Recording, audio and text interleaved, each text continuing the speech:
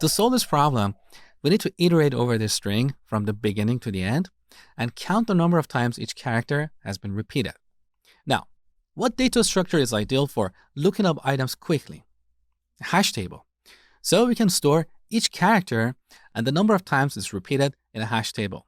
So as we iterate over the string, we get the current character and quickly look it up in our hash table. If we have it, we'll increment the number of times it's repeated. Otherwise, we'll add it to our hash table. So after this iteration, our hash table is going to look like this. We're going to have a key value pair like this, A equals 2, because we have two A's in this string.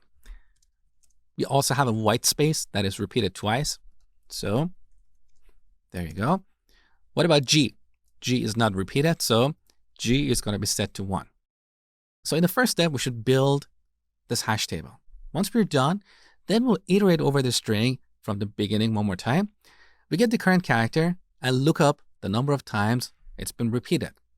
If it's more than 1, we're going to ignore it. We go to the next character. So as an example here, white space is also repeated twice. We move on. We get to G. Now, how many times G is repeated in this string? Only once. So this is the first non-repeating character. We stop our iteration right away and return that character. That is our algorithm. Now let's implement this in code. So I'm going to add a new class here. You didn't have to do this. I'm just adding this class so we have all the source code for this course in one place. So a new Java class, we call it character finder. Now we add a method that returns a character. We call it find first non-repeating char or character. And we give it a string. Now here we need a hash table, so let's create a variable of type map of characters, because our keys are going to be characters and their values are going to be integers. We want to count them, right? Now let's import this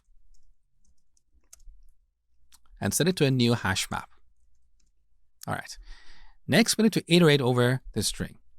We have done this before. It's super easy. So for var character in string dot to character array, we're calling this method because we cannot iterate over a string in Java. We have to convert it to a character array. Now, in each iteration, we have to see if we have this character in our hash table. If we have it, we'll increment its count by 1. Otherwise, we'll insert it into our hash table. So we can write an if statement like this. If map contains key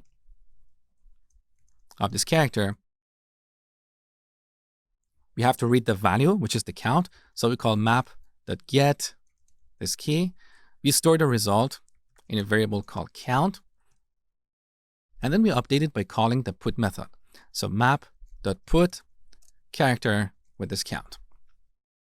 Now, otherwise, if we don't have this character in our hash table, we need to insert it with a count of 1.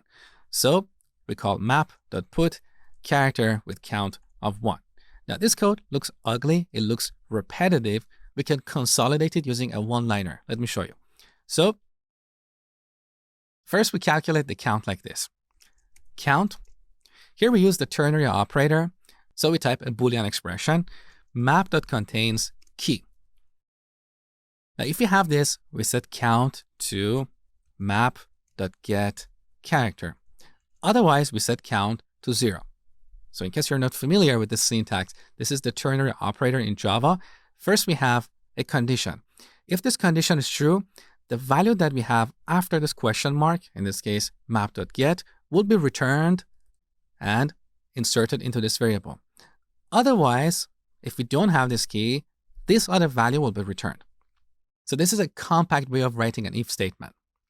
Now that we have count, we simply call map.put character and increment count. So if it's the first time we're adding this item, count is going to be 1. Otherwise, it's going to be incremented by 1. Now, these two lines are exactly identical to these few lines. So let's clean up our code. That was our first step. At the end of this loop, we have populated our hash table. Before going any further, let's just print that on the console. And here I'm going to return 0, just for simplicity. Now back to the main class. Let's test this. So let's create a character finder object and call the method that we just created, and give it this string, a green apple. Now, we don't care about the return value. We just want to see what we have in our hash table. So let's run our program. There you go. So an empty space is repeated twice, P is repeated twice, and so on. Now, the interesting thing here is that these keys are not in the same order as the characters in our string. So here in our input, A is the first character, and maybe you expected A to be the first key in this hash map, but that is not the case. This is all because of the hash function inside this hash map or hash table. So items are not inserted sequentially in memory. This hash function will figure out where they should be inserted, okay? So now we know the frequency of each character. Finally, we need to iterate over this input string one more time. Look up each character in our hash table. If its value equals 1, we'll return that character. That is super easy. So instead of this print statement, we need to iterate over our string. So we need another for loop, var ch in string to character array. But I don't want to do this twice. I would rather to convert this to a character array only once and reuse it twice in this method.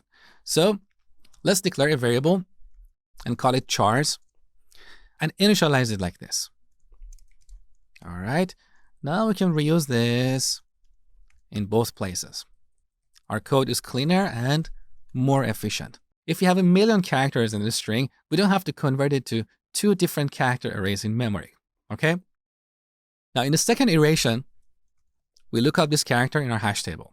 So if map.get this character equals 1, we immediately return this character as the first non-repeating character. Now, what if we finish with this loop, but didn't return anything? That means every character has been repeated at least twice. So here we should return a special character that we can get from the character class. So we type character dot min value. Look at the value of this field. This is kind of like a null character. It's not really null. It's just like a non-existent character. There you go. Now, let's test our code. So back to the main class. We call this method, get the result, and print it on the console. So the first non-repeating character is G.